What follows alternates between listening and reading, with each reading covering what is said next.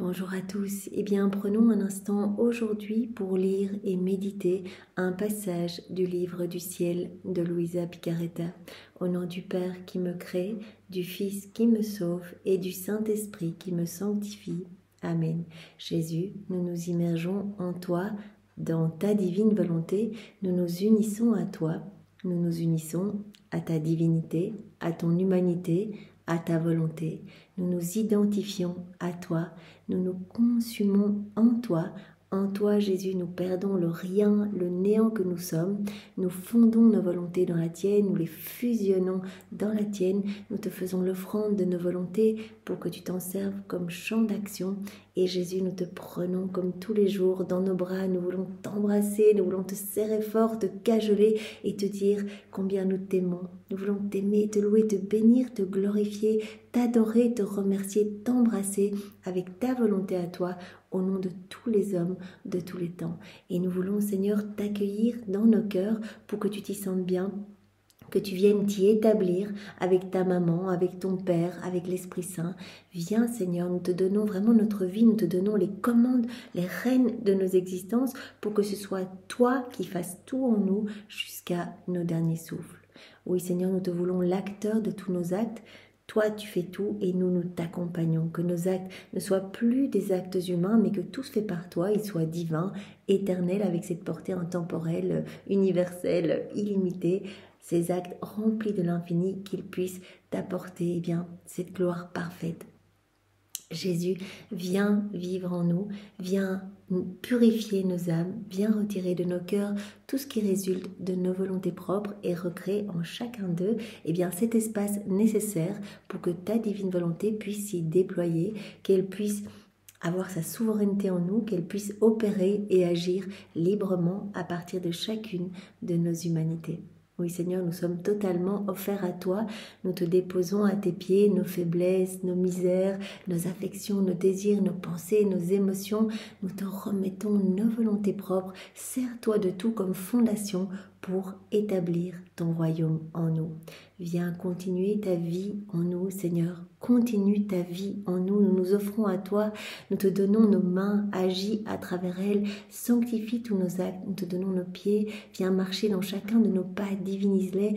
Regarde à travers nos yeux. Viens imprimer le sceau de ta compassion dans chacun de nos regards. Viens respirer dans nos respirations. Écouter à travers nos oreilles. Penser dans chacune de nos pensées. Organise-les, qu'elles soient vraiment ordonnées, fixées sur toi, fixées sur les choses du ciel. Viens parler à travers nos lèvres, utilise nos bouches, nos langues, Seigneur, pour parler de ta divine volonté, pour toucher tes enfants. Nous sommes des instruments entre tes mains. Fais de nous ce qui te plaira. Viens, Seigneur Jésus, viens, occupe-toi et viens faire circuler notre sang. Viens faire battre notre cœur, que ce soit ton sacré cœur qui palpite dans le nôtre. Et qu'à chacune de ces palpitations, tu puisses recevoir un hymne de louange, de bénédiction, de remerciement et d'amour au nom de tous. Qu'à chacune de ces palpitations, tu puisses recevoir de la réparation. Nous nous offrons à toi pour réparer, pour toutes les ingratitudes humaines, pour toutes les méchancetés, les froideurs, les fermetures de cœur, etc. Nous voulons vraiment te donner continuellement, donc à chacun de nos battements de cœur, mais aussi à chacun de nos micro-mouvements, nous voulons te donner les actes opposés à ces offenses qui te blessent et à celles qui blessent le cœur de ta maman. Nous nous offrons vraiment une petite guerrière d'amour pour toi, Seigneur. Nous voulons nous placer entre le ciel et la terre pour, t'offrir une petite protection d'amour, Seigneur. Nous voulons refaire tous les actes mauvais en les plongeant dans ta divine volonté pour ne t'offrir, que de la beauté, que de la louange, que des bénédictions au nom de tes enfants. Et nous voulons à chacune de ces palpitations te demander que toutes les âmes puissent être sauvées, que les pécheurs puissent se convertir, que les hérétiques, les infidèles, les schismatiques, ceux qui se débaptisent, etc., que tous puissent être touchés et revenir à toi, que tu puisses reprendre cette place d'honneur au milieu de tes enfants. Et partout, nous te demandons, dans chacun de nos mouvements, mais aussi les mouvements de chaque homme, chaque battement de cœur de chaque homme, chaque battement de cils, chaque respiration, chaque parole, chaque pas, nous te demandons l'avènement de ton royaume. Que ton royaume, ce royaume d'amour, s'établisse le plus rapidement possible sur la terre. Nous voulons, Jésus, te remercier immensément pour tout ce que tu as déjà fait pour nous. Je crois que c'est très important de se rendre compte de tous ces cadeaux, de toutes ces grâces. Si nous en sommes ici aujourd'hui, eh bien, c'est grâce au travail de Jésus en nous. Ce sont toutes ces grâces qu'il a accumulées. Il parlait de chaînes de grâce dans la vie de chacun de nous pour que nous puissions nous ouvrir, que nous puissions voilà, découvrir les écrits du ciel, rencontrer des personnes qui vont nous en parler, etc. Il vient aussi toucher notre intelligence pour que nous puissions comprendre. Il vient nous pousser, nous donner cet élan pour la mise en pratique. C'est lui, à 100%. Tout est grâce. Alors merci Seigneur, merci parce qu'aujourd'hui, vraiment, nous nous réjouissons de ces écrits, nous nous en abreuvons et vraiment, nous essayons de faire nos actes. Merci Seigneur, merci pour tout ce que tu nous as donné, merci avec tes propres remerciements au nom de tous ceux qui ne te remercient pas. Nous voulons également te remercier pour notre vie, nous savons bien que c'est toi qui maintiens tout, par ton souffle divin, tu maintiens toute la création, tu nous l'as dit à travers Louisa, si j'arrêtais de souffler quelques instants, eh bien tout repartirait au néant. Alors merci pour cette chance de plus que tu nous donnes aujourd'hui de faire nos actes, d'acquérir de nouvelles choses, à chaque fois on acquiert de nouvelles acquisitions du ciel, de nouveaux biens du ciel, de nouveaux bienfaits, de nouvelles grâces, de nouvelles joies, de nouveaux bonheurs, de nouvelles béatitudes. À chaque fois, il y a de nouvelles créations dans notre cœur. Merci Seigneur, merci de nous donner cette journée de plus à vivre. Merci que nous puissions la mettre vraiment à profit pour ta gloire, Seigneur, que nos vies puissent être vraiment une accumulation de moments qui t'amènent de la joie, qui t'amènent de la gloire, qui t'amènent de l'honneur, qui t'amènent de la réparation. Voilà, que nous ne perdions pas notre temps ici-bas. La vie, elle est très courte. Nous avons eu cette chance de découvrir ces écrits du ciel. Voilà, maintenant nous devons en parler. C'est notre devoir et notre responsabilité de faire nos actes. Jésus parlait même d'un péché contre l'esprit quand on a reçu toutes ces connaissances et qu'on les étouffe en nous, parce qu'il dit mais voilà, vous avez les clés pour me rendre heureux, vous avez les clés pour compenser toutes les méchancetés humaines, vous avez les clés pour réparer, pour apaiser ma justice divine. Si vous ne le faites pas, mais quelle tristesse pour mon cœur. Alors vraiment, voilà, nous avons reçu ce cadeau, il nous sera beaucoup demandé, on a beaucoup reçu, donc nous devons maintenant partager ce trésor autour de nous et être continuellement dans la louange, dans l'amour, dans la bénédiction et dans la réparation. Jésus, nous voulons encore et toujours te remercier pour ton amour. Cet amour, c'est inouï en fait. Au plus nous lisons, au plus nous nous émerveillons de cet amour que nous voyons manifester partout, à travers la création, partout, dans les chants des oiseaux, dans le vent, dans les vagues, dans les petits insectes que l'on voit. Tout est un je t'aime pour nous. Tu nous bombardes de ton amour, Seigneur. À chaque instant, tu ne sais plus comment nous toucher, tellement tu nous aimes et que ton amour déborde pour nous. Mais tu attends un petit retour. L'homme a été créé pour être uni à toi, pour acquérir tout ton amour, pour vraiment s'en remplir et pour te redonner un retour d'amour, pour être vraiment dans cette harmonie avec toi, dans cette réciprocité de tendresse. Alors nous voulons aujourd'hui rentrer dans cette correspondance d'amour avec toi et nous voulons le faire au nom de tous pour réparer, pour tous ceux qui ne voient pas ton amour, qui ne voient pas l'activité divine partout à travers chaque élément de la création, qui ne remercient pas pour leur vie, qui sont comme les petits usurpateurs en fait, qui sont comme des voleurs, ils se servent de la création mais sans voir ton amour derrière et sans y répondre. Alors nous sommes là pour réparer, Seigneur, et te dire que nous reconnaissons ton amour, que nous le voyons partout et nous voulons placer nos je t'aime toujours unis à la perfection de tes je t'aime à toi, de ton amour à toi, à l'amour de ta maman, l'amour du Père, l'amour de l'Esprit Saint, l'amour trinitaire. Et vraiment, nous avons l'habitude à ce paquet d'amour d'ajouter tous les actes d'amour de tous les saints, de tous les temps. Tous les actes qui ont été faits jusqu'à Louisa, donc vraiment les jeûnes, les mortifications, les martyrs, voilà tout ce qui a été fait dans vraiment la pratique des vertus, etc. Nous reprenons ces actes d'amour que nous voulons te réoffrir parce que vraiment cela t'amène une gloire nouvelle.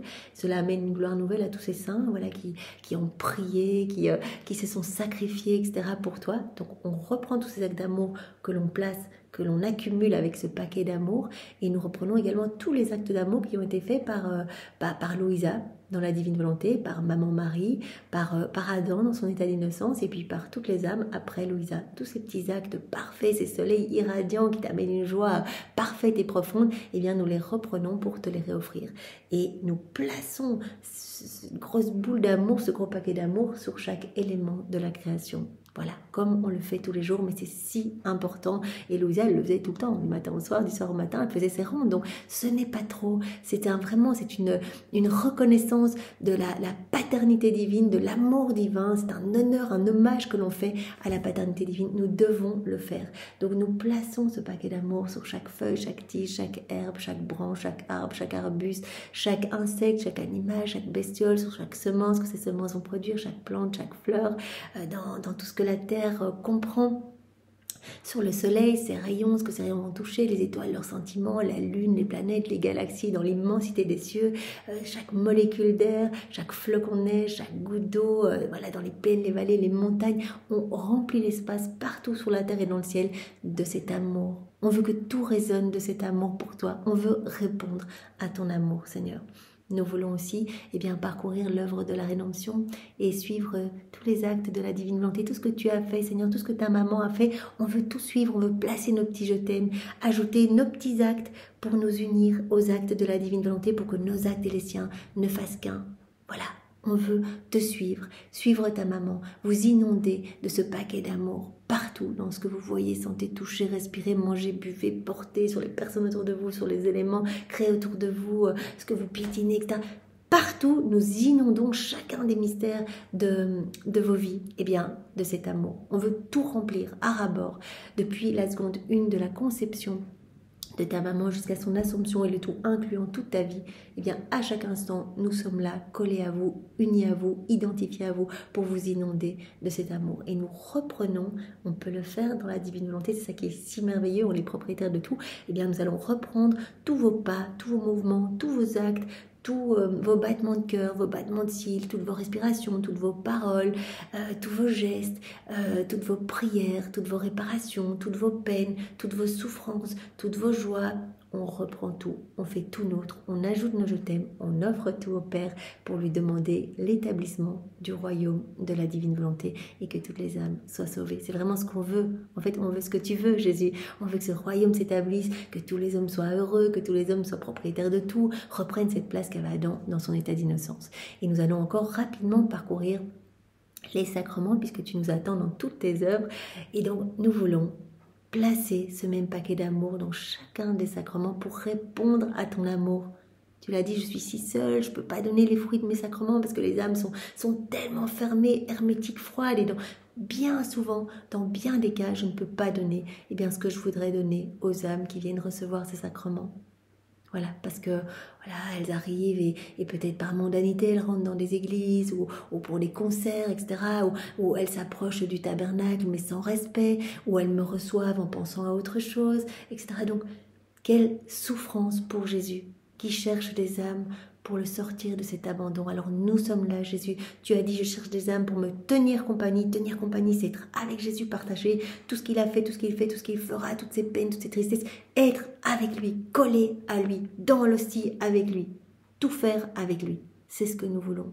Alors Jésus, dans le sacrement du baptême, sacrement de la confirmation, sacrement du mariage, sacrement de l'ordre, de la réconciliation des malades, et dans le Saint-Sacrement, nous inondons tous ces sacrements de notre amour uni au tien. Et partout, nous demandons l'avènement du royaume de la divine volonté. Nous réparons pour toutes les offenses que tu reçois à travers ces sacrements. Nous réparons particulièrement pour toutes les offenses que tu reçois dans le Saint-Sacrement. Voilà, quand tu es reçu et que les âmes ne t'accordent aucun crédit, qu'elles ne te parlent même pas, et tu le dis, je suis comme un étranger, je peux rien faire, je peux rien donner, mais combien je souffre, je suis obligée, une fois que la consommation des espèces est passée, plus ou moins après 15 minutes, je pars et je laisse juste la trace de mes larmes, mais combien c'est bouleversant, cette parole que Jésus nous dit. Occupez-vous de moi, prenez-moi dans les bras, cajolez-moi, parlez-moi à chaque instant. Quand on l'a reçu, rappelons-nous cette parole de Sainte Thérèse qui disait mais mon petit Jésus chéri, comment ça va dans mon cœur? Est-ce que je peux faire quelque chose pour toi? Est-ce que tu manques de quelque chose? Je te couvre de mon amour, je viens m'occuper de toi dans tous les cœurs. Est-ce que tu n'as pas trop froid? Est-ce que tu veux quelque chose? Voilà, et nous pouvons le faire à chaque instant. Jésus est là, il grelotte, il demande qu'on s'occupe de lui, que nous puissions être attentifs à chaque instant à sa présence pour que sa vie puisse croître en nous, qu'on puisse lui laisser toute la place, qu'il soit vraiment notre soleil, notre vie, notre bonheur, notre joie, qu'il puisse être heureux et bien en nous, qu'on lui laisse de la place. C'est ce que nous voulons, Seigneur. Et nous voulons profiter de cet instant pour nous trouver dans les cœurs qui t'ont reçu, qui te reçoivent maintenant, qui te recevront, pour te dire, fiat, Seigneur, que ta volonté soit faite, je m'offre à toi. Voilà, on le dit à la place de toutes les personnes qui vraiment viennent de communier ou en communier, communieront. On dit, mais Seigneur, je te laisse le champ libre. Fais de moi ce qui te plaira. Je te donne mon grand oui, je te donne mon cœur, je te donne ce que je suis. Je te donne ma vie, donne-moi ta vie, je te donne ma volonté, donne-moi ta volonté. Je veux qu'il y ait cet échange de volonté. Je te donne tout mon être. Fais ce que tu veux de moi. Utilise-moi. Je veux travailler pour toi parce que je t'aime et je veux que ce plan d'amour puisse se réaliser le plus vite possible, ce plan d'amour pour moi et pour tous les hommes. Je t'aime, Seigneur. Voilà, dans chaque heure, nous disons cela et nous offrons à Jésus tous ces actes, tous les actes de Maman Marie, nous offrons toute la vie même de Jésus, tous les actes des saints, nous le recouvrons vraiment des chants d'oiseaux, des rires d'enfants. On est présent dans chaque heure pour réparer, pour accueillir Jésus et pour l'aimer. Alors Jésus, nous voulons encore bien sûr te remercier pour ta miséricorde infinie. Voilà, quelles que soient nos misères, nos péchés, nos rechutes, même si on a l'impression qu'on n'est pas digne, on réfléchit de manière humaine parce que Jésus nous accueille toujours les bras ouverts. Il n'y a pas un péché qui est trop laid pour n'être pardonné. Tous les péchés sont pardonnés. Il suffit que nous revenions avec repentir. Seigneur, pardon, là je me rends compte, j'ai vraiment chuté. Eh bien, Jésus se réjouit de notre retour, mais c'est une fête inouïe. Comme il y a quelques jours à la messe, eh bien, le texte disait, mais vraiment, il y a plus de joie dans le ciel pour un pécheur repenti que pour 99 autres, eh bien, qui avance droit, etc., et qui sont déjà, voilà, qui n'ont pas besoin quelque part de... Voilà, on a tous besoin, on le sait bien. Mais pour un pécheur qui se repent, voilà, qui revient se jeter dans les bras du Père, mais quelle fête, comme le Père du Fils prodigue, mais il se réjouit tous les jours, il attend, il est là sur le pas de la porte, et quand il voit son enfant arriver en guenilles, en haillons, les cheveux en bataille, il est pris de compassion. Et c'est ce même regard qui se pose sur nous quand nous allons nous confesser. Jésus est pris de compassion et d'amour, il se réjouit de notre retour, mais son cœur délire de joie en nous voyant revenir. Et nous, on se dit, mais oh là là, ça va être gênant de dire tous ces péchés, etc. Mais Jésus, il est là en train de tendre les mains pour prendre nos misères, pour les sanctifier, pour les convertir. Il va prendre ce paquet de grâce qu'on vient amener, toutes nos rechutes, pour tout transfigurer. En fait, il va s'en servir comme matériel pour nous rendre saints. Donc c'est juste magnifique, on amène nos péchés et lui il s'occupe de vraiment de nous rendre plus beaux avec ça. Directement, il nous prend dans ses bras et il nous lave de ses larmes et de son sang. C'est tellement beau ce qui se passe dans ce sacrement. Le prêtre qui pose ses mains au moment de l'absolution sur nos têtes et c'est le sang de Jésus qui coule à travers les mains du prêtre. C'est ça qui se passe. On est profondément nettoyé. Et Jésus dit même, ne revenez pas avec des vieux péchés. Si vous les avez confessés, c'est oublié. Donc c'est une offense à mon amour quand vous revenez tout le temps confesser le même péché du passé. Une fois qu'il a été déposé, c'est oublié. Je vous ai pardonné, je n'ai plus souvenance de ces péchés. Je vous aime, je vous redonne cette chance. La page est vierge, on recommence, on s'aime. Et vous venez me demander pardon à chaque fois que vous chutez. Et comme ça, je vais pouvoir vraiment travailler votre cœur et je vais pouvoir vous faire grandir à ma ressemblance. À chaque fois, vraiment... c'est cette douche de lumière. Donc merci Seigneur, merci de tant nous aimer et de tant nous pardonner. C'est inouï. Et nous voulons, Jésus, te dire que nous croyons en ta miséricorde. Au nom de tous ceux qui ne croient pas, nous voulons vraiment réparer pour tous les nouveaux Judas, ceux qui portent l'empreinte de la perdition parce qu'ils n'ont pas foi en ton pardon. Et ils préfèrent s'éloigner de toi, se perdre parce que se disent, oh non, on est trop indigne, etc.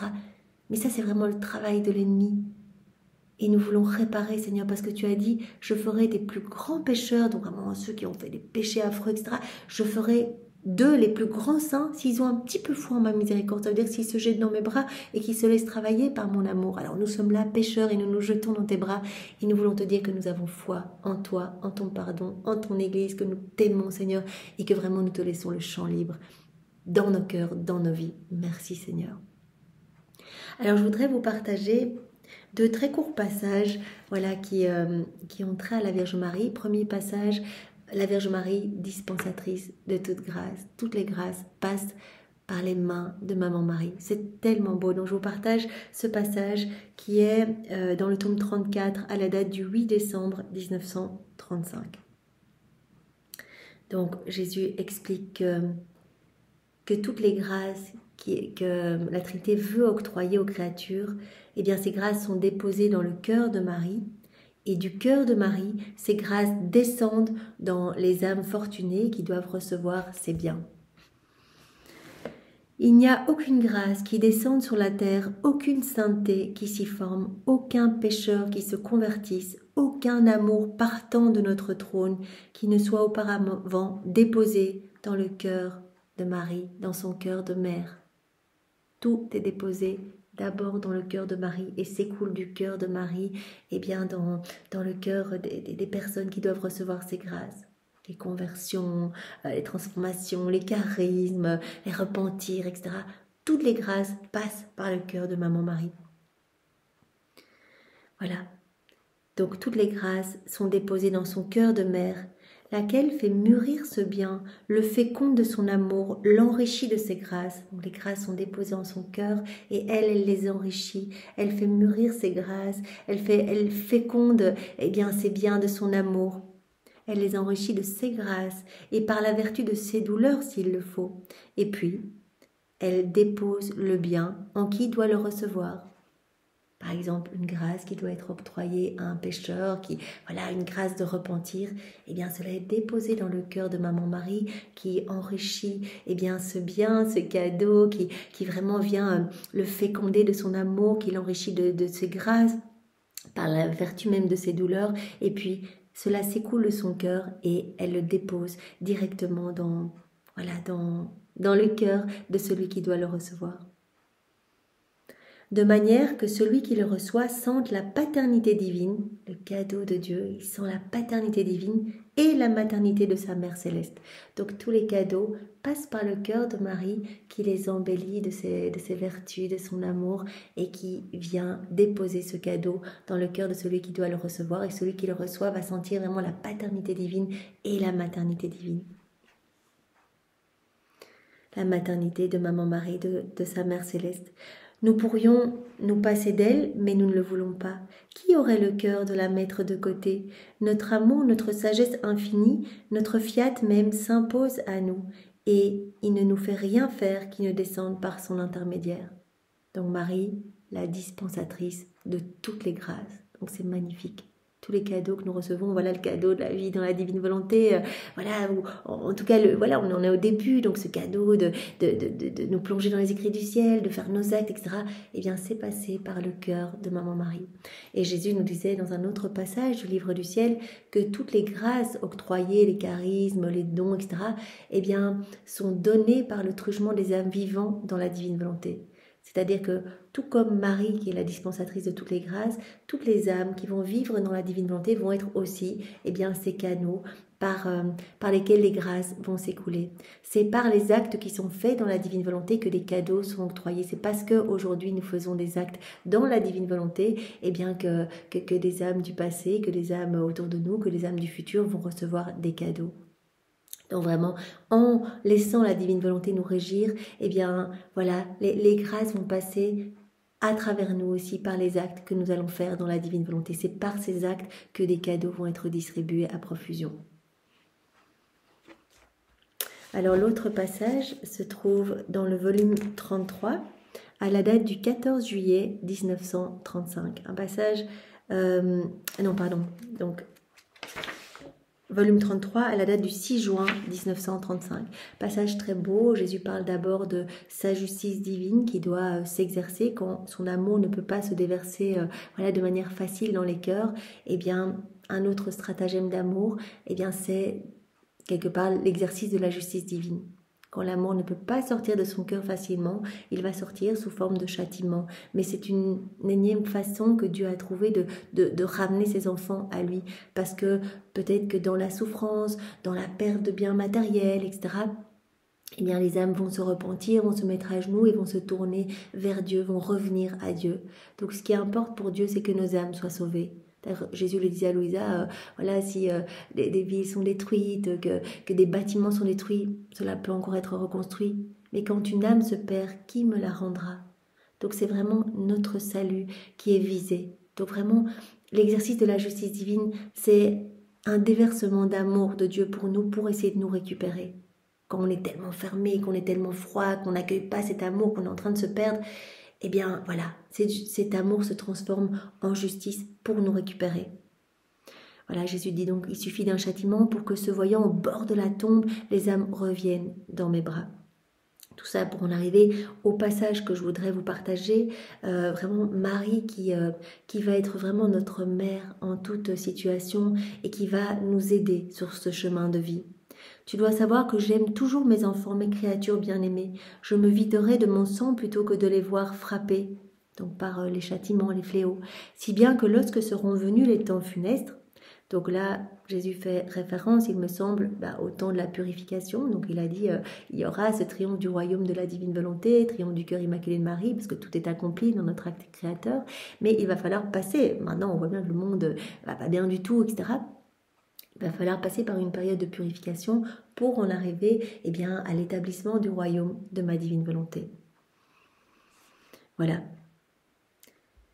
Je me viderai de mon sang plutôt que de les voir frapper, si bien que lorsque seront venus les temps funestes, je les mettrai tous entre les mains de ma céleste maman, à qui je les ai confiés afin qu'elle les protège sous son manteau protecteur.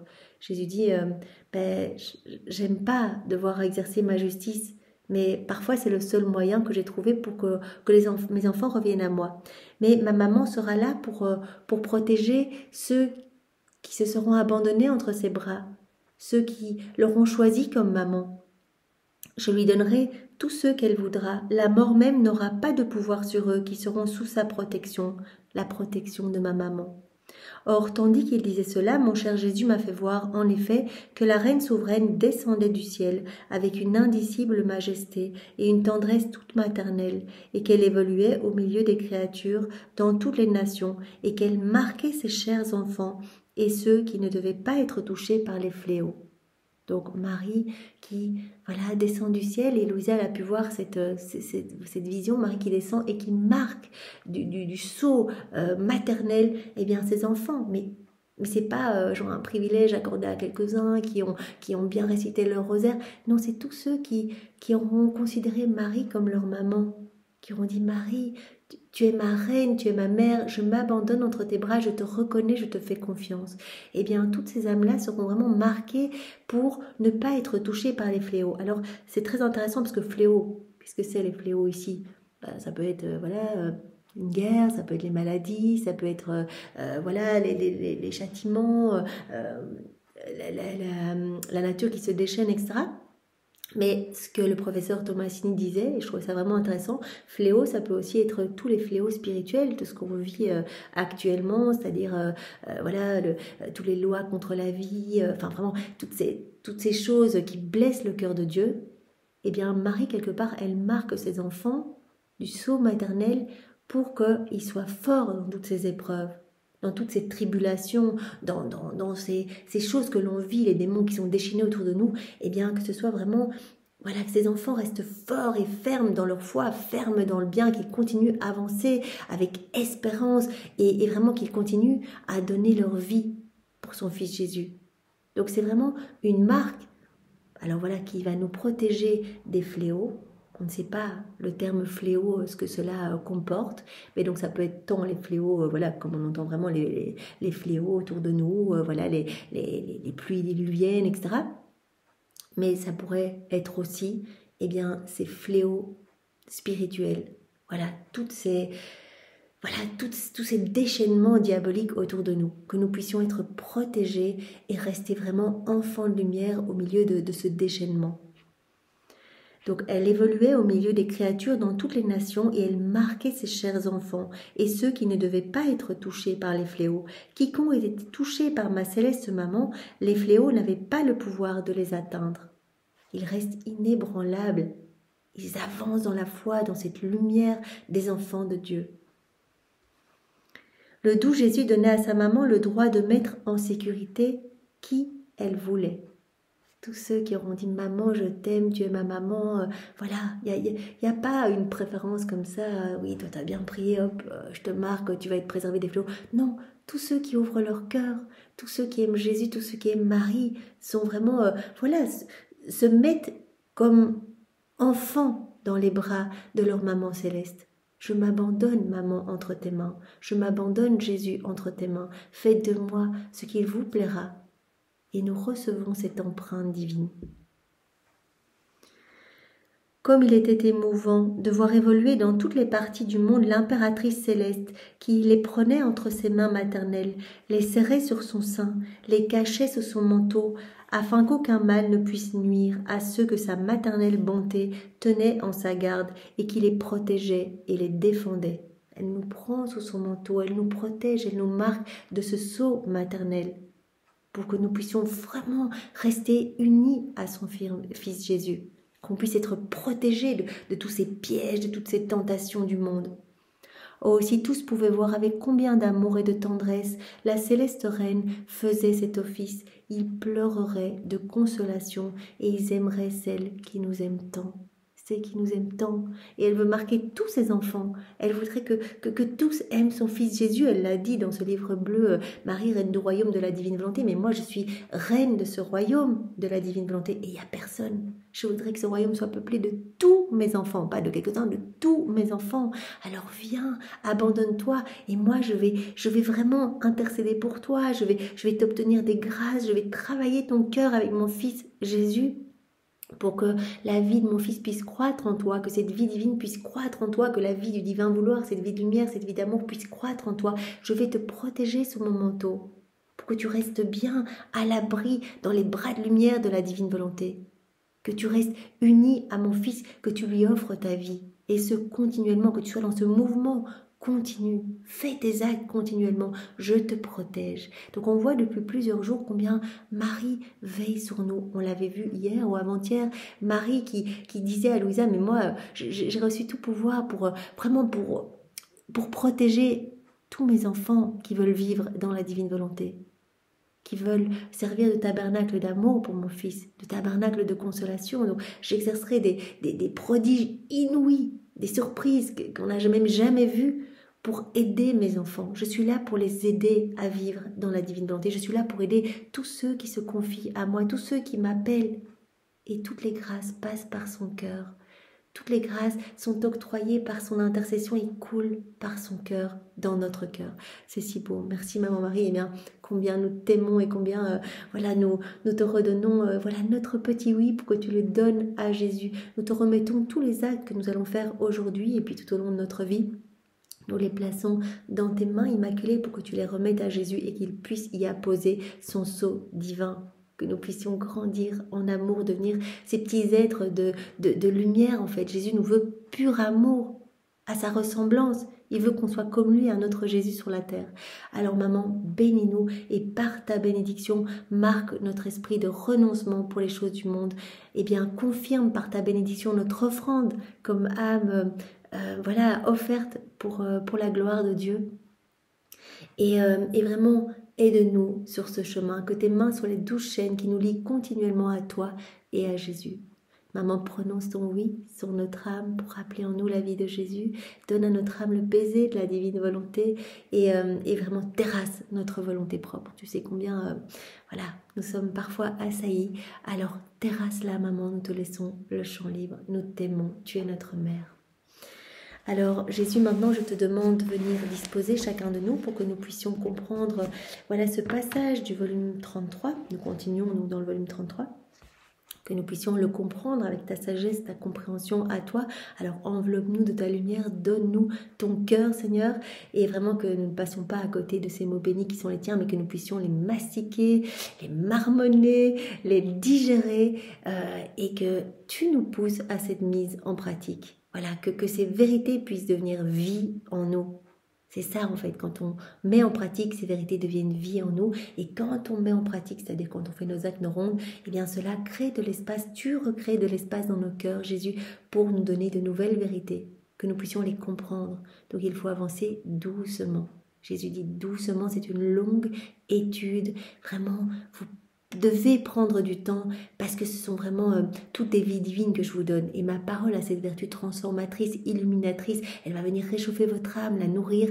Et ma parole a cette vertu créatrice. Donc je crée dans votre âme à chaque fois. Et quand vous la mettez en pratique, je crée également. À chacun de vos actes, il y a de nouvelles créations en vous. Donc soyez attentifs, ne lisez pas ça de manière furtive. Accueillez, c'est tellement précieux. Alors Jésus, parle à travers ma bouche, envoie sur chacun de nous ton Esprit Saint, que ce moment fait en union avec toi puisse avoir des retombées dans tout le cœur comme une rosée bienfaisante. On le sait, quand on te laisse agir, Seigneur, toi tu sauves les âmes, tu en nourris, tu en abreuves, tu en ramènes à toi. On te fait confiance que ce moment puisse être une rafle d'âme pour toi, Seigneur, c'est ce que nous voulons, que tu puisses te sentir heureux avec tous tes enfants. Viens, Esprit Saint, viens, par la puissante intercession du cœur immaculé de Marie, ton épouse bien-aimée. Viens, Esprit d'amour, Esprit de feu, Esprit de force, Esprit de paix, Esprit de joie. Viens, par la puissante intercession du cœur immaculé de Marie, ton épouse bien-aimée. Esprit Saint, nous voulons mieux te connaître, nous voulons grandir en intimité avec toi, en intimité vraiment profonde avec toi. Nous voulons, Esprit Saint, que tu viennes nous remplir complètement, que tu viennes nous brûler, nous embraser, nous visiter maintenant et que tu nous donnes cette ferveur d'annoncer cette magnifique nouvelle de la venue du royaume de la divine volonté. Alors viens, Esprit Saint, viens par la puissante intercession du cœur immaculé de Marie, ton épouse bien-aimée. Et vraiment, comme nous pouvons le faire dans chacun des mystères de la vie de Jésus, de la vie de Marie, eh bien nous pouvons réactualiser la Pentecôte, être vraiment près de Marie, près des apôtres, être dans le cénacle. On peut prendre Marie dans les bras, on peut la cajoler et on peut prier, unir nos prières aux siennes, nos actes aux siens, et nous pouvons lever les mains pour accueillir cette effusion de l'Esprit Saint. Voilà, ces petites flammes d'amour pour que nous puissions vraiment avoir notre cœur totalement brûlé et consumé d'amour. Merci Seigneur. Alors le passage que nous allons voir ensemble est celui du 4 mars 1934. Nous sommes donc dans le volume 33. C'est notre sœur Louisa qui parle. Ma pauvre intelligence tourne toujours dans le divin fiat pour le rencontrer dans ses actes et m'unir à eux. Vous voyez, parfois on a l'impression que c'est répétitif quand on fait ses rondes tous les jours. Mais Louisa, elle faisait ça tout le temps, elle ne s'arrêtait pas. Ma pauvre intelligence tourne toujours encore et encore dans cette mer de lumière, dans le divin fiat, pour rencontrer chacun de ses actes, pour tenir compagnie à chacun de ses actes, pour placer mes je t'aime partout, pour effectuer cette reconnaissance d'amour de la paternité divine, pour rencontrer le divin fiat dans tous ses actes et pour m'unir à eux, unir mes actes aux siens, que mes actes et les siens ne fassent qu'un. Pour les courtiser, donc tous ces actes du divin vouloir, pour les aimer et pour pouvoir lui dire au divin vouloir, j'ai l'amour de tes actes en mon pouvoir, par conséquent je t'aime comme toi tu m'aimes. J'ai l'amour de tes actes en mon pouvoir. Quand on fait nos rondes, on va recevoir tous les attributs divins, on reçoit des cadeaux cachés partout, on s'unit, on reçoit. Et donc on va acquérir cet amour divin. Dans la divine volonté, on offre Dieu à Dieu. Donc j'ai l'amour de tes actes. Donc elle parle à la divine volonté. J'ai l'amour de tes actes en mon pouvoir. Et par conséquent, je peux te l'offrir, cet amour parfait. Je t'aime comme toi tu m'aimes. Et ce que tu fais, je le fais aussi. Je suis partout avec toi, divine volonté, partout. Je me coule dans tous tes actes pour placer mon amour uni au tien, partout. Comme il est beau de pouvoir dire, je suis disparu dans la divine volonté. Je suis consumé, je suis fondu, je suis disparu. Je m'immerge complètement dans la divine volonté.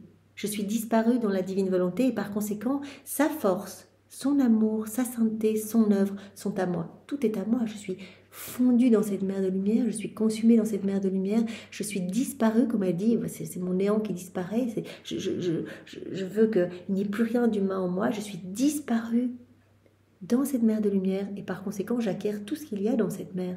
J'acquiers la force de la divine volonté, son amour, sa sainteté, son œuvre, tout est à moi. Je peux prendre tout ce que je veux. C'est ça que Jésus nous demande, c'est que nous nous laissions vider de tout, qu'il n'y ait plus rien d'humain en nous pour pouvoir nous remplir de tout ce qu'il y a de céleste, tout ce qu'il y a du ciel, tout ce qu'il y a de divin. Nous avons le même pas, le même mouvement et le même amour.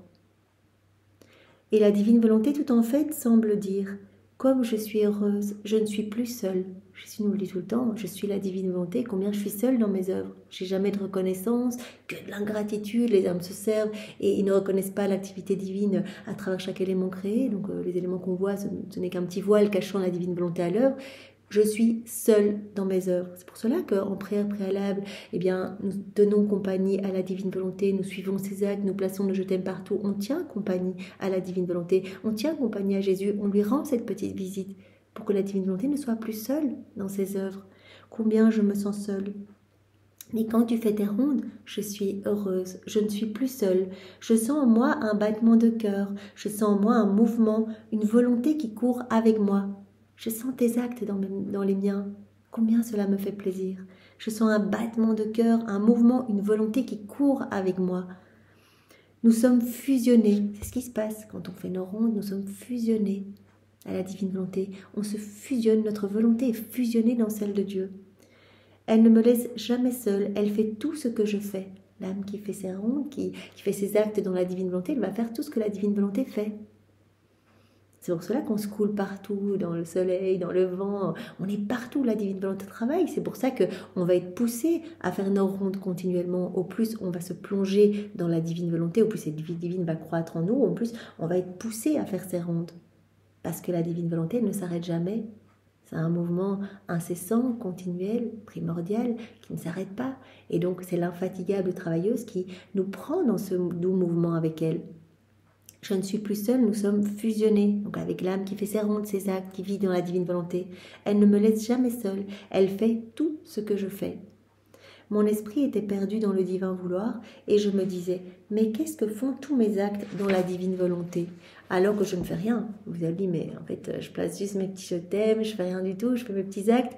Et Jésus, c'est vrai, lui a déjà dit plusieurs fois, y compris aujourd'hui, que l'âme qui vit dans la divine volonté, il semble qu'elle ne fasse rien, mais en fait, elle fait tout. Elle fait tout parce que c'est pas elle qui fait, mais c'est la divine volonté à travers son humanité. Mes petits actes, j'ai l'impression que je ne fais rien. Et qu'est-ce que font tous mes actes dans la divine volonté? C'est la divine volonté qui fait tout. Et comme je suis en elle, la divine volonté me dit que je fais ce qu'elle fait. Voilà, je m'immerge dans la divine volonté, je fais mes petits actes du quotidien. Jésus ne nous demande pas des choses extraordinaires, il nous a placés là où nous sommes, avec notre petit rôle. On doit rester là où nous sommes. Si nous sommes maman, on doit s'occuper de nos enfants, à notre travail, partout. Nos petits actes du quotidien unis à Dieu, laissant la divine volonté opérer à travers nous. Il semble que je ne fasse rien, mais en fait, l'âme qui vit dans la divine volonté fait tout. Comme je suis dans la divine volonté, elle dit, la divine volonté, que je fais ce qu'elle fait. Voilà, elle agit à travers moi et moi je l'accompagne. Et c'est avec raison, car être dans la divine volonté et ne pas faire ce qu'elle fait, c'est chose impossible. Parce que son pouvoir est si grand qu'il investit mon néant. Son pouvoir créateur, son pouvoir est si grand qu'il m'investit complètement. C'est la divine volonté qui investit mes pensées, qui pense en moi. C'est la divine volonté qui parle à travers mes lèvres. C'est la divine volonté qui agit dans mes actes, qui marche dans mes pas. Je suis totalement investie. C'est Louisa qui dit ça. Nous, on n'en est qu'au début. Mais voilà, donc, la divine volonté, eh bien, son pouvoir est si grand qu'il investit mon néant, qui fait ce que font tous ses actes. Voilà, arriver à notre néant, pour que notre néant soit investi de cette lumière divine. Mon néant qui fait ce que font tous les actes de la divine volonté. D'ailleurs, elle ne sait ni ne peut agir autrement.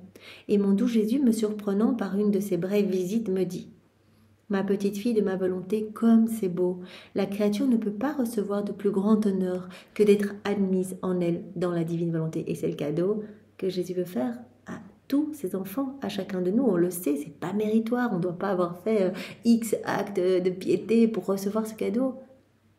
C'est pas un commerce, sinon ce serait vraiment un échange. Voilà, j'ai fait telle prière pendant autant d'années et donc je demande ce cadeau. Non, c'est pas un commerce. Jésus, il veut donner ce cadeau à chacun de nous. Peu importe là où nous en sommes, peu importe la laideur de nos âmes, il suffit que nous le voulions. Jésus, je veux vivre dans ta divine volonté et directement tout le ciel s'ébranle pour nous aider à vivre dans la divine volonté. Jésus va lui-même venir purifier notre âme, va venir nous aider dans la constance, la persévérance à faire nos actes, etc. C'est lui qui va venir tout régir en nous. Mais il nous demande ce petit effort de constance, c'est-à-dire donner notre oui le matin, acte préalable, je te donne tous les actes de ma journée, Seigneur, viens tout faire en moi, et puis acte actuel tout au long de la journée, je réactualise cette demande en disant Jésus, là vraiment, je me rends bien compte que j'ai quitté ta volonté et donc je reviens me jeter dans tes bras, je te laisse à nouveau le gouvernail de ma vie. Et au plus on va faire des actes, au plus cela va être facile. Jésus parlait vraiment comme d'une seconde nature. Il dit, cette vie de prière, cette vie de sainteté, ça va devenir naturel pour vous. Vous allez tout faire naturellement, comme vous clignez des yeux ou comme vous respirez. Donc au plus vous allez en faire, au plus ma vie divine croit en vous, cette lumière croit en vous, à chaque fois il y a de nouvelles choses du ciel, nouvelle beauté, nouvelle sainteté, etc. Et donc cela vous sera plus facile d'en refaire. Mais il suffit de le vouloir et moi je vais tout mettre en branle pour vous donner ce cadeau. Au début je vais vous prêter ma volonté et puis après, voilà, quand vous aurez fait vraiment suffisamment d'actes où je vous aurai prêté ma volonté, je vous donnerai un jour ce cadeau. Donc c'est vraiment très très beau. Donc Jésus dit c'est un grand honneur pour la créature que d'être admise dans la divine volonté. Elle doit se rendre compte que ce cadeau, c'est le cadeau des cadeaux, la vie dans la divine volonté, c'est le miracle des miracles, le prodige des prodiges. Il n'y a rien de plus beau. C'est un miracle continuel, c'est une messe continuelle. Continuellement, Jésus dit, vous devenez des hosties vivantes. C'est-à-dire, je prononce la parole de la consécration sur votre âme. C'est moi qui vis en vous, c'est moi qui fais l'acte en vous. Donc vos actes sont lumière, sont beauté, sont remplis de l'infini. Chaque acte est une vie divine. Et Louisa, quand elle voyait qu'elle était revêtue de ce vêtement de lumière, elle voyait que, parce qu'elle était complètement dans la divine volonté, elle voyait que ce vêtement était constitué comme de petites paillettes, de petits miroirs. Et dans chaque miroir, elle voyait Jésus. Et Jésus lui a dit, chaque fois que tu as fait un acte dans la divine volonté, comme c'est moi qui l'ai fait, c'est chaque fois une vie divine. Donc c'est magnifique, ces actes sont avec cette portée infinie et intemporelle, universelle. Les petits actes accomplis dans ma volonté embrassent les siècles. Et comme ils sont divins, ils sont investis d'un tel pouvoir que l'on peut faire avec eux ce que l'on veut et qu'on peut tout obtenir. Un acte accompli dans la divine volonté, c'est plus nous qui le faisons. Voilà, je vais faire mes petits actes du quotidien, ma vaisselle, balayer, aller travailler, prendre mon bus, conduire, m'occuper de mes enfants, écouter, lire, dormir, etc. Mais quand on dit « Jésus, je veux le faire dans ta divine volonté », l'intention change la finalité de l'acte. Je ne dis pas cette phrase, je le fais dans ma volonté propre, c'est la catastrophe. Le même acte rajoute de la noirceur dans notre cœur, on alimente une vie de péché, une vie profondément humaine, on alimente la vie humaine en nous. Tandis que je donne cette intention, Jésus, je veux te glorifier, je veux que ce soit toi qui fasses cet acte en moi, je veux que ce soit ta divine volonté qui opère en moi dans cet acte. Directement, la finalité de l'acte est changée et cet acte devient divin, magnifique. Les petits actes accomplis dans la divine volonté embrassent tous les siècles. Comme ils sont divins, ils sont vraiment investis d'un pouvoir, peuvent toucher toutes les âmes. On peut faire avec eux ce que l'on veut, on peut tout obtenir. Ces actes apportent gloire parfaite, amour parfait. Chaque acte accompli dans la divine volonté apporte une gloire accidentelle à tous les saints, tous les bienheureux, leur apporte des béatitudes supplémentaires, un honneur parfait à la Trinité, un rafraîchissement aux âmes du purgatoire, un rafraîchissement à toute la création et des cadeaux qui sont déversés dans tous les cœurs. Tous les cœurs vont recevoir quelque chose, pour autant qu'ils soient disposés à accueillir. Un cœur ne veut pas, qu'il est hermétique, ces grâces glisseront sur cette paroi hermétique. Mais comme le soleil, Jésus avait pris cet exemple il y a quelques jours, comme le soleil, il donne à tous. Même s'il y a une petite terre qui est toute sèche, avec même pas de semences, il n'y a rien qui va pousser sur cette terre, mais le soleil aura quand même donné sa lumière. Voilà, tous ces actes vont donner leur lumière, vont propager leur lumière pour toutes les âmes. Pardon, si un cœur ne veut pas, un cœur est tout sec, mal disposé, sans semence, il ne se produira rien dans ce cœur.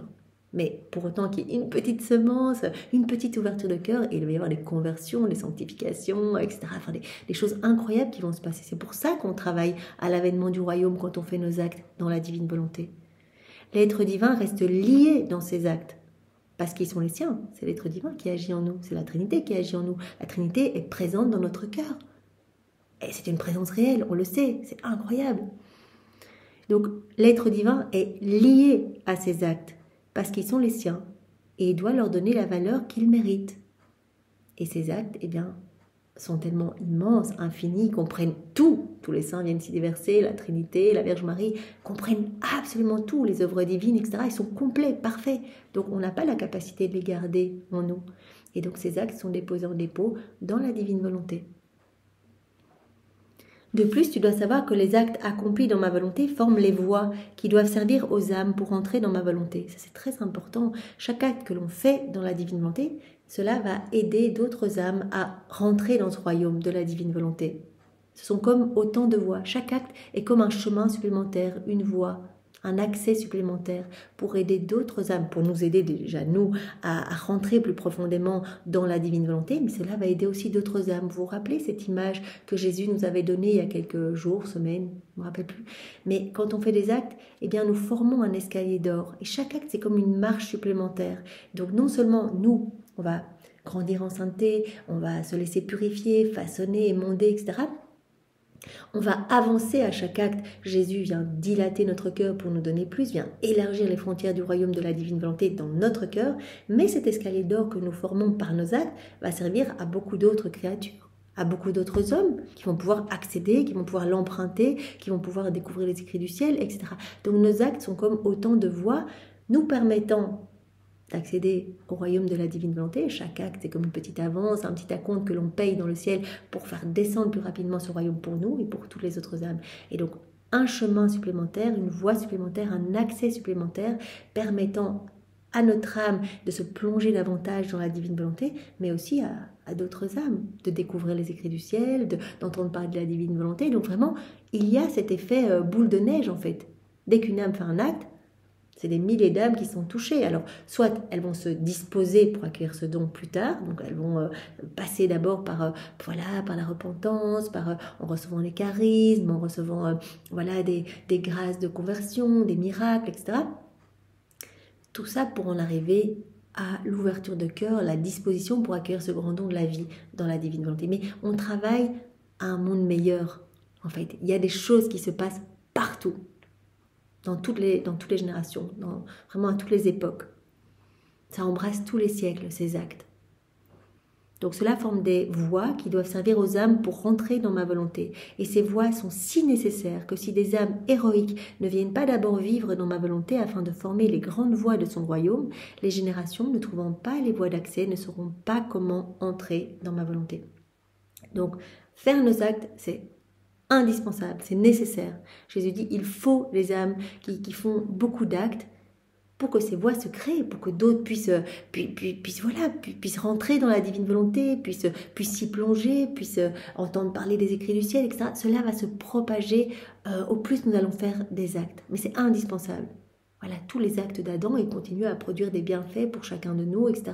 Les actes de Maman Marie, les actes de Louisa, les âmes après Louisa. Et comme il n'y a pas de temps en Dieu, c'est l'éternel présent, eh bien peut-être que nos actes ont eu des portées pour les âmes du passé. Peut-être que si on a découvert les écrits du ciel et qu'on a entendu parler de la divine volonté, qu'on s'y est plongé, eh bien c'est grâce à des actes qui vont être accomplis dans le futur.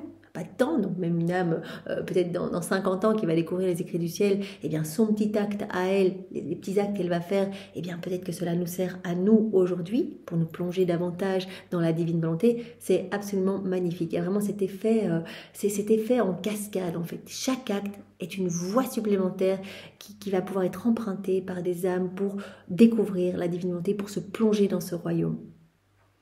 Voilà, grande voie permettant aux âmes de rentrer dans ma volonté. Ces voies sont si nécessaires que si des âmes héroïques ne viennent pas d'abord vivre dans ma volonté afin de former les grandes voies de son royaume, les générations ne trouvant pas les voies d'accès ne sauront pas comment entrer dans ma volonté. Donc il faut ces actes pour former ces voies. Ma fille, avant de construire une cité, on trace d'abord les voies qui doivent constituer l'ordre de la cité. Vous imaginez une ville sans route, sans voie, une cité, et Jésus parle d'une cité sans voie, bah, ce serait comme une prison. On n'arriverait pas à sortir, on serait... Voilà.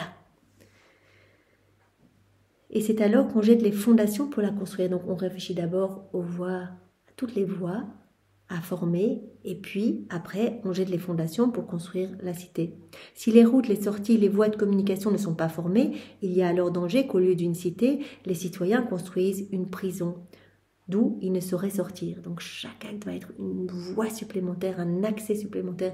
Et d'ailleurs Jésus nous a parlé également de ces voies, de ces accès par chacune des vérités que l'on digère. Chaque vérité est comme un nouveau chemin, une porte, une clé, un accès supplémentaire que nous recevons Et il nous avait montré vraiment cette image, une porte qui s'ouvrait en fait, une porte nous amenant, nous donnant sur la lumière céleste, avec un escalier montant de cette porte. Et à chaque porte, il y a un ange pour nous aider à cette mise en pratique. Donc chaque vérité qu'on reçoit, va également être un accès supplémentaire. Voilà, quand on aura digéré ces vérités, qu'on les aura rendues vivantes en nous et qu'on les aura mises en pratique, on va emprunter ces escaliers et d'autres âmes vont pouvoir les emprunter. Donc de nouveau, chaque acte va être une voie supplémentaire, un escalier supplémentaire, un chemin, enfin, on peut utiliser le terme que l'on veut, permettant à d'autres âmes de découvrir la divine volonté, de s'y plonger et de rentrer dans ce royaume si saint. Tu vois combien les voies sont nécessaires, indispensables. Sans voie, une cité devient une prison sans voie. Cette cité sans voie, c'est la volonté humaine qui, dans sa prison, a fermé toutes les routes qui mènent à la céleste cité de ma divine volonté. Voilà, il n'y a pas de voie dans la volonté humaine. Au contraire, même Jésus utilisait dans un autre passage, on ouvre plutôt à chaque acte que l'on fait dans nos volontés propres, on va ouvrir plutôt même des portes, nous amenant vraiment dans des chemins de perdition, des chemins de vice, des chemins de péché, etc.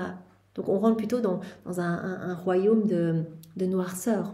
Donc vraiment, nous sommes appelés à faire nos actes pour former ces voies lumineuses qui vont nous amener et amener d'autres âmes à rentrer dans le royaume de la divine volonté. Donc cette cité sans voie, c'est la volonté humaine qui, dans sa prison, a fermé toutes les routes qui mènent à la céleste cité de ma divine volonté. On étouffe cette vie divine en nous. La divine volonté, elle est sur la croix, elle est rendue esclave de nos volontés propres, et nous, on alimente la vie des péchés, etc., quand on agit dans nos volontés propres. Donc une cité sans voie, comme une prison sombre et obscure. L'âme qui entre dans ma volonté, elle brise cette prison, elle détruit la cité infortunée qui n'a pas de voie ni de sortie. Et le divin ingénieur, uni avec la puissance de mon vouloir, forme le plan de la cité, l'ordre des voies et des communications. L'âme qui se plonge dans la divine volonté, elle accepte la destruction de cette cité infortunée, cette prison sans voie, en fait, toute la noirceur de son âme. Elle accepte d'être vraiment investie de cette lumière divine, d'être purifiée, d'être façonnée, d'être retravaillée, en fait, d'être vidée de tout. C'est ça que Jésus va faire, il va nous vider de ce qu'il y a d'humain pour nous remplir des choses du ciel. Et donc vraiment, que nous puissions, par chacun de nos actes, former ces voies, ces accès. Donc voilà, donc on accepte d'être, quelque part, que notre volonté humaine puisse être totalement crucifiée au profit de la divine volonté. Donc vraiment, l'âme qui rentre dans la divine volonté, elle brise cette prison, elle détruit cette cité infortunée qui n'a pas de voie ni de sortie. Et le divin ingénieur, uni avec la puissance de mon vouloir, forme le plan de la cité, l'ordre des voies et des communications. Voilà, on rentre dans la divine volonté directement, à chaque acte, on va être davantage unis à la Trinité, dans ces liens d'intimité de plus en plus forts, ces voies de communication vers le ciel, vers ce royaume de la divine volonté, à chaque acte que l'on fait. Plus de lumière dans notre âme, plus de beauté. Mais il faut accepter la destruction de cette cité sombre et sans voie, cette prison en fait. On doit accepter que le Seigneur nous nettoie et nous investisse de sa présence, de sa lumière, de son amour, de son Esprit Saint et que sa divine volonté soit à l'œuvre en nous. Tel un insurpassable artisan, il construit la nouvelle citadelle de l'âme avec maîtrise. Donc la divine volonté va construire cette nouvelle citadelle en fait, vraiment cette âme qui va être purifiée, embellie avec maîtrise, et il va tracer toutes ces voies de communication. On va être appelé à faire nos actes, nos rondes, autant de voies de communication qui vont permettre à d'autres âmes d'entrer et de bâtir des citadelles pour former un royaume, qui vont permettre à d'autres âmes d'emprunter ces voies de communication, de découvrir la divine volonté, de s'y plonger, de faire à leur tour des actes qui vont former aussi ces voies de communication. Donc ces autres âmes vont entrer et vont bâtir des citadelles pour former un royaume, finalement, pour faire descendre le royaume de la divine volonté plus rapidement sur la terre. Chaque acte permettant à d'autres âmes de se plonger plus facilement dans la divine volonté et de faire à leur tour des actes qui vont à leur tour former d'autres voies de communication pour d'autres âmes. Et donc cela va avoir un effet magnifique et bienfaisant. Et de plus en plus d'âmes seront touchées et nous allons travailler à faire descendre ce royaume si saint sur la terre. La première sera le modèle de toutes les autres. Première citadelle, première âme qui se laisse façonner, investir de cette lumière, qui se laisse travailler par la divine volonté. C'est Louisa, première née de la divine volonté. Elle qui prend la place d'Adam. Adam qui a chuté, qui a déconnecté sa volonté humaine de la divine volonté. Et donc, il a raté cette épreuve, il a perdu la divine volonté comme vie. Et Jésus a dit, Louisa, c'est comme si c'était toi qui remplaçais Adam, qui sortait de nos mains. C'est comme si c'était toi la sortie de nos mains, la nouvelle-née. Voilà, bien sûr, c'est la première créature qui se laisse investir de la divine volonté complètement, qui laisse la divine volonté à l'œuvre complètement à travers son humanité. La première créature investie du péché originel, parce que Marie était totalement dans la divine volonté, ça on le sait. Donc il faut toujours, voilà, c'est cette première âme qui va faire ses actes. La première sera le modèle de toutes les autres. Voilà, Louisa, on peut la prendre comme modèle, comme chef de file. On regarde comment elle prie. Voilà, elle qui est une petite créature comme nous, investie du péché originel, comment elle s'est laissée enseigner par Jésus. On se dit, c'est possible en fait de faire nos actes, comment elle faisait ses rondes, comment elle aimait Jésus, comment elle bénissait. On regarde, on s'instruit, on reçoit toutes les paroles que Jésus lui a données et on fait de même. On va faire aussi nos rondes, etc. Voilà, la première sera le modèle, donc cette première citadelle, première âme qui s'est laissée investir de cette lumière divine, qui s'est laissée travailler, sera comme une citadelle. La première sera le modèle de toutes les autres. Tu vois par conséquent à quoi serviront les actes accomplis dans ma volonté. Tous tes actes vont servir de chemin pour d'autres âmes, Louisa. Toutes tes rondes, etc. vont servir de chemin. Et nous aussi, à notre petite mesure, tous nos actes servent de chemin. Et cela de manière éternelle, de manière intemporel, c'est-à-dire que voilà, dans 20 ans, nos actes continueront à produire encore des effets, et ce de manière constante. Par exemple, tous les actes d'Adam, ils continuent à nous octroyer des bienfaits, des grâces, etc., à toucher des cœurs, à permettre à des cœurs de découvrir la divine volonté, etc. Tu vois par conséquent à quoi serviront tous les actes accomplis dans ma volonté, donc à faire descendre plus rapidement le royaume de la divine volonté sur la terre. Ils sont si nécessaires que sans eux, je n'aurais pas le moyen de la faire régner. Ces actes sont si nécessaires. Donc il ne suffit pas de se plonger dans les écrits du ciel et de dire « Ok, j'ai compris en gros ce qui se passe ». Faisons nos actes. C'est comme ça que d'autres âmes vont être touchées. C'est comme ça que nous allons apporter une gloire parfaite à la Trinité. C'est comme ça que nous allons apaiser la justice divine. C'est comme ça que nous allons réparer pour tous, donner l'amour à Dieu, la gloire, l'honneur, les adorations que tous les hommes auraient dû lui donner si les hommes n'avaient pas quitté la divine volonté. On vient réparer, on fait ce que Jésus faisait lors de son passage sur la terre. Il est d'abord venu pour donner à son Père la gloire que les hommes ne lui avaient pas donnée depuis la chute d'Adam. Et puis il a refait tous nos actes. Voilà, dans la divine volonté, il a repris tous nos actes déconnectés du divin vouloir pour les refaire, les vaincre avec sa volonté humaine et les refaire dans sa divine volonté. Donc, nous devons laisser Jésus continuer sa vie en nous, glorifier continuellement, faire nos rondes, nos actes pour permettre à d'autres âmes de revenir dans la maison paternelle, dans les bras du Père, dans les bras de lumière de la divine volonté. Voilà, cette place, nous y sommes tous attendus. Vraiment, c'est pour ça qu'on a été créés, être unis à Dieu dans cette réciprocité d'amour. Donc vraiment, nos actes servent à ce que d'autres âmes puissent revenir à Dieu, puissent être touchés, puissent se disposer à accueillir ce don de la vie dans la divine volonté. Sans ces actes, Jésus nous dit, je n'aurai pas le moyen de faire régner ma divine volonté sur la terre. Par conséquent, je te veux toujours dans ma volonté et n'en sors jamais si tu veux rendre ton Jésus heureux. Continue à faire tes actes. Non seulement, voilà, c'est tout bonus pour toi parce que tu gagnes chaque fois de nouvelles acquisitions célestes, ton âme s'embellit, etc. Je me sens de mieux en mieux dans ton cœur. Vraiment, ton âme s'illumine de plus en plus. Tu grandis dans cette sainteté divine, ma sainteté à moi. Tu grandis à ma ressemblance, mais aussi d'autres âmes. Tu leur permets de trouver ce chemin, d'emprunter ce chemin pour découvrir aussi la divine volonté, pour pouvoir recevoir la divine volonté comme vie. Pour se plonger vraiment dans la divine volonté, pour trouver vraiment en fait les voies, les accès, les chemins, les menant au royaume de la divine volonté. C'est tellement beau en fait, donc on remarque bien que chacun de nos actes est important, vraiment, et qu'il y a cette portée et que beaucoup d'âmes sont touchées à chaque acte que l'on fait. Donc même si on est seul, on a l'impression que rien ne se passe dans notre vie, on a l'impression que voilà, on n'a même pas la possibilité de parler de la divine volonté autour de nous, etc. Nos actes travaillent à l'avènement du royaume. Juste en mangeant, en prenant notre douche, en lisant, en dormant. Vous imaginez, en dormant, allez, les 8 heures de sommeil, 10 heures, 12 heures, peu importe.